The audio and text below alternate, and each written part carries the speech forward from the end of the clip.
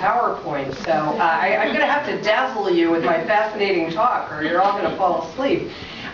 Look, it falls to me to kind of make some observations about looking ahead to this presidential election in Egypt, and what does it mean, and what kind of a difference is it going to make. So, first of all, at this point, we're pretty sure that a presidential election will take place. I mean, the planning is underway, the dates are set, and so forth. There are still things that could interfere with that. Some are referred to the very serious economic situation in Egypt, and that is something that I'm watching closely. There is a looming economic crisis in Egypt that could lead to, it already is leading to gasoline shortages, could lead to food shortages, could lead to a collapse of the value of the Egyptian pound and therefore to rapid inflation. And these kind of things could have political repercussions. So I want to kind of flag that for you as something to keep in your peripheral vision as you study the politics of Egypt, because we've been hearing recently the Brotherhood or the Freedom and Justice Party deputies in the parliament have been, and the Brotherhood leadership itself,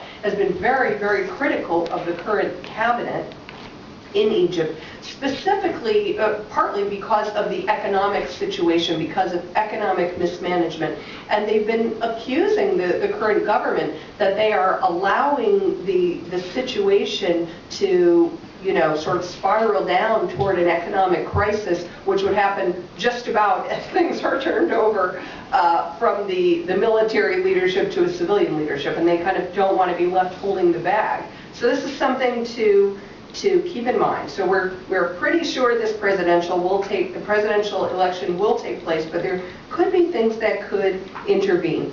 And so then the presidential election itself and the inauguration of a president would then constitute the handing over of power from the SCAF, the Supreme Council of the Armed Forces, back to a civilian body.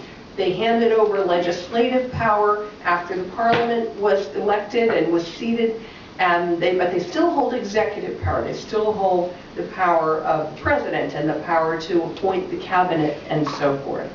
So that's one of the things. Now, what else? There are things that we know and there are things that we don't know about this presidential election. As I said, we know we're pretty sure it's going to take place.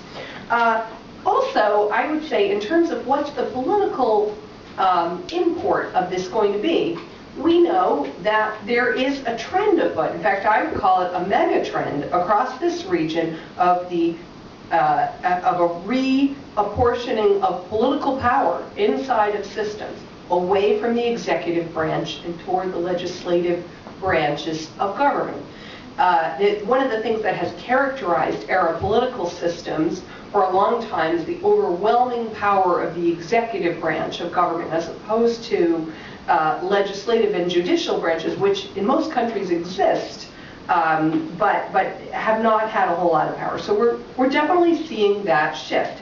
And there has been a kind of consensus in Egypt that as they move toward writing a new constitution, as Sahar was alluding to, that there will be some powers that move away from the executive branch, away from the president, and toward the legislature.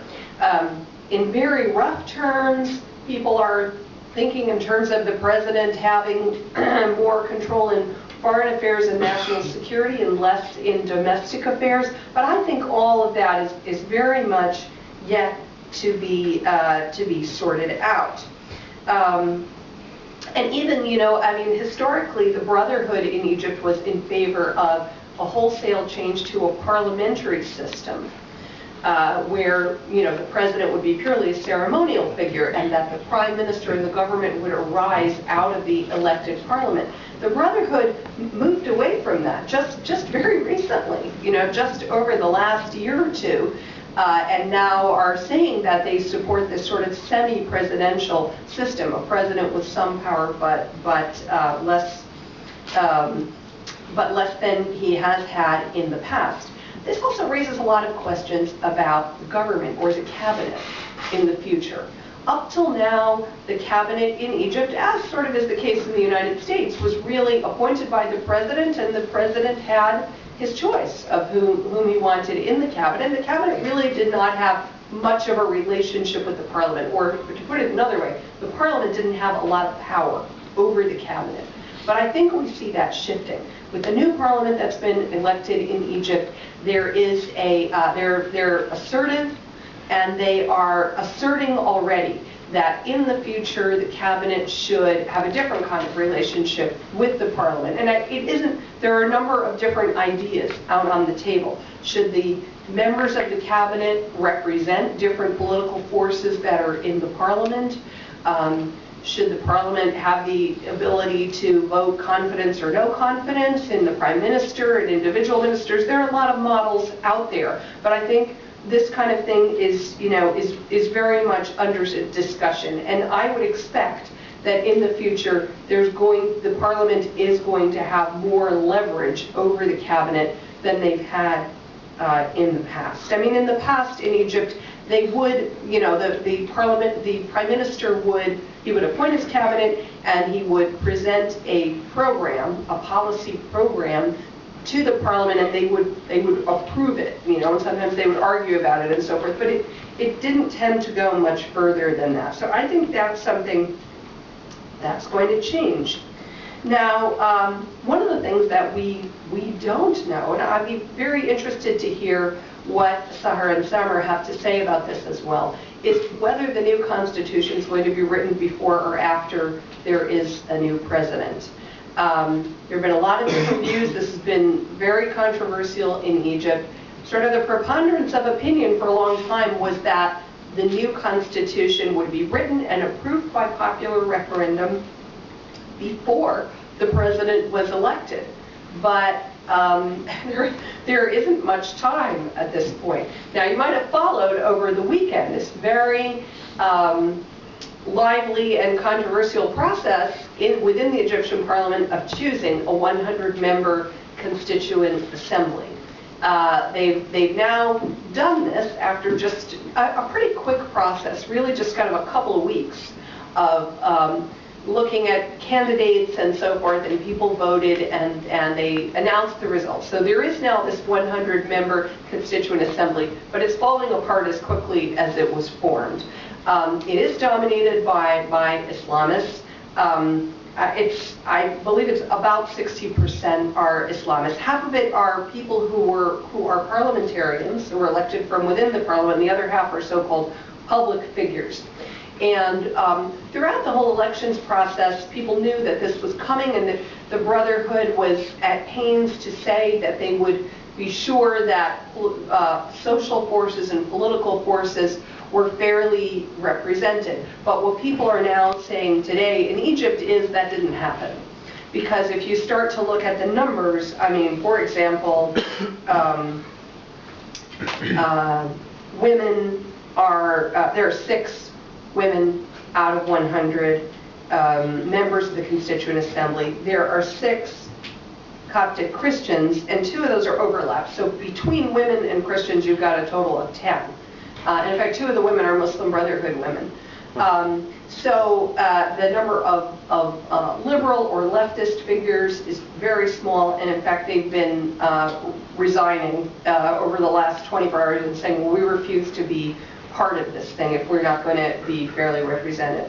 And Samar and I were just talking, there is a process for, there is a backup list of 40 figures or whatever who can replace them. But I do think it starts to call into question the credibility of the assembly. It becomes, I mean, they might technically be able to be replaced, but I think it could actually become a bit of a problem for the Islamists if others start resigning. So we'll see. This is a very dynamic process right now, today, as to how many people are going to stick with this Constituent Assembly.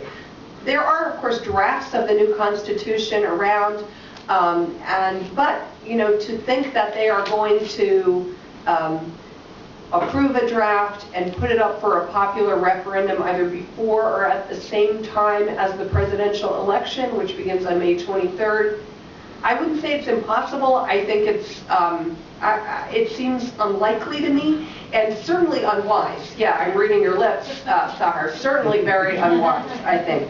So, yeah, that's the situation. So what that means then is if you do end up having a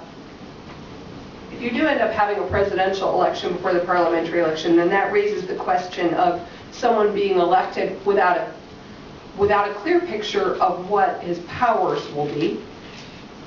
And so that's, that raises a lot of questions for, how much will this mean and so forth.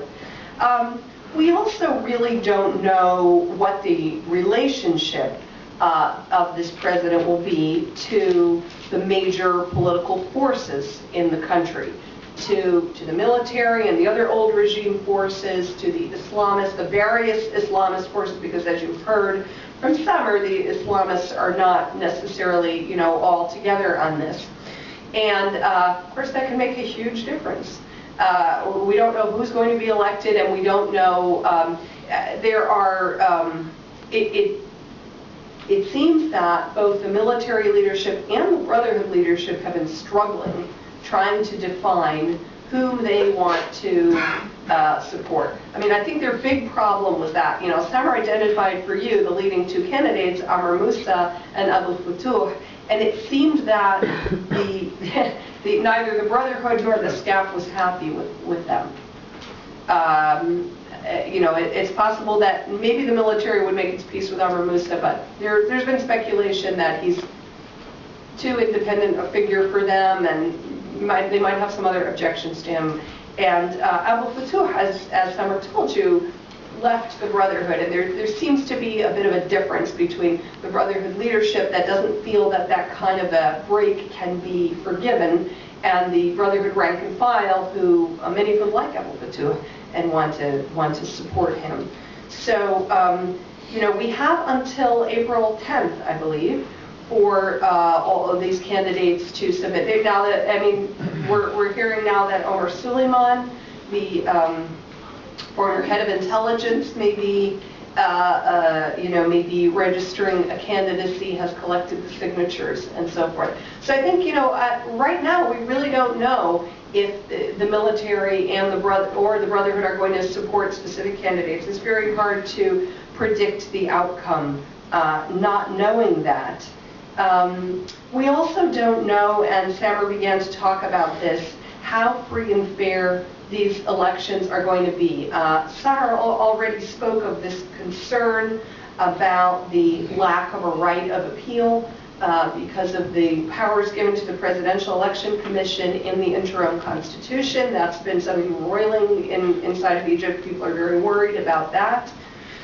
Because they think it could provide the current leadership a way to control the outcome.